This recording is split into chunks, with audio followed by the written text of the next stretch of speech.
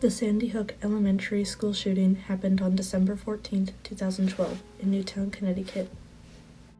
A 20-year-old named Adam Lanza shot and killed 26 people, including 20 children who were between 6 and 7 years old. He also claimed the lives of 5 adult staff members. Lanza was born in Exeter, New Hampshire in 1992.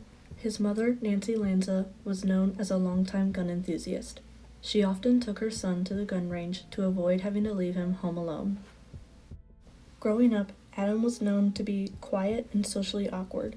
His parents got divorced when he was a teenager, leaving him living alone with his mother full-time, as his father moved away. At school, his classmates expressed that Adam was fidgety and deeply troubled. Around 16, he was diagnosed with Asperger's syndrome, a disorder affecting one's ability to socialize and communicate. The day of the shooting committed by Lanza, he shot his mother in the head and then shot 154 rounds in less than 5 minutes at Sandy Hook Elementary School. He ended it all by fatally shooting himself in the head.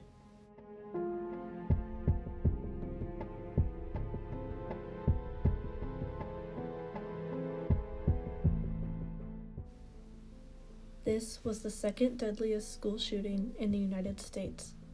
This is the type of tragedy that makes one stop to think about what changes need to be made to prevent more events like this in the future. Gun violence in the United States is a huge issue that the country is constantly trying to solve. While the issue is absolutely spread throughout all of the states, there are states that are struggling at different levels with it. The two ends of the spectrum of this struggle are states with strict gun laws and states with fewer gun laws.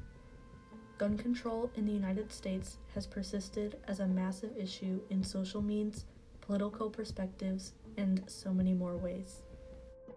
Some studies proved that gun laws are ineffective, while others found that stronger restrictions would create a significant reduction in the number of deaths related to gun violence, according to CNN. Whatever the real answer may be, there is no doubt that gun violence has been nothing but a persisting and rising issue in all of America. For example, Connecticut, where the Sandy Hook Elementary School shooting occurred, has the 6th lowest number of gun deaths per 100,000 residents in the United States in 2023, while our state, Kentucky, is way closer to the top of that statistic board. Focusing on Kentucky, in 2019, this state had the 18th highest gun death rate in the country. And as we can see here, that only rose by 2021. Many were homicides, but even more were suicides. In 2020, 68% of gun deaths were suicides in Kentucky, which was more than the national percentage. There are countless other statistics about gun violence in Kentucky, but the important thing is figuring out how to solve the issues represented in these charts, and hopefully one day inch closer to a 0% of gun violence across the nation. While it may not claim a remarkably high position on the board of states with the worst laws, CNN claims that Kentucky is the home of some of the least restrictive state gun laws in the nation. Gun enthusiasts have described it as one of the most gun-friendly states east of the Mississippi. As for the laws regarding gun control, according to Kentucky State Police, any person over 21 who is eligible to lawfully possess a firearm under state and federal law may carry concealed deadly weapons concealed on or about his or her person. Persons under age 21 may be eligible to possess a firearm but are not allowed to carry the firearm or other deadly weapon concealed in Kentucky. However, the question is, are gun control laws effective? Do they make a difference in gun violence? Several sources disagree with the wide concern for action when it comes to strengthening gun control laws because they believe that criminals will simply always disobey the law. Some of these sources claim that the laws will not only affect the law-abiding citizens who are the most distressed about obtaining firearms anyways. This being the case, we continue to be left questioning the effectiveness of stricter gun control laws. The article titled Local Exposure to School Shootings and Youth Antidepressant Use provides a better understanding on how gun violence has affected the demographic of younger teens and students, and how the use of antidepressants goes up as the statistics of gun violence also rise. While most people focus on the data of the people that passed during school shootings and other uses of gun violence, this article focuses on the survivors that were impacted during these times. From the data provided in this article, it shows that the use of antidepressants as well as the prescriptions for antidepressants that were provided were all for ages 20 years old or younger within the past 2 years surrounding school shootings.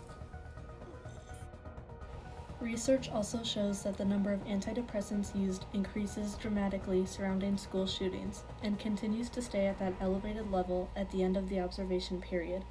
Looking into fatal and non-fatal shootings, antidepressant use in treatment areas also increases and spikes following fatal shootings rather than non-fatal shootings. This gives an in-depth idea to how students and teens tend to deal with their mental health and the different outlets that they have to cope with surrounding school shootings and gun violence. This article has a lot of research and information surrounding the idea of mental health and coping with these things. This article was a good example of a few different things that students deal with. It shows the different mental illnesses that students develop and how they cope, and it also gave a better understanding of how and when they are affected.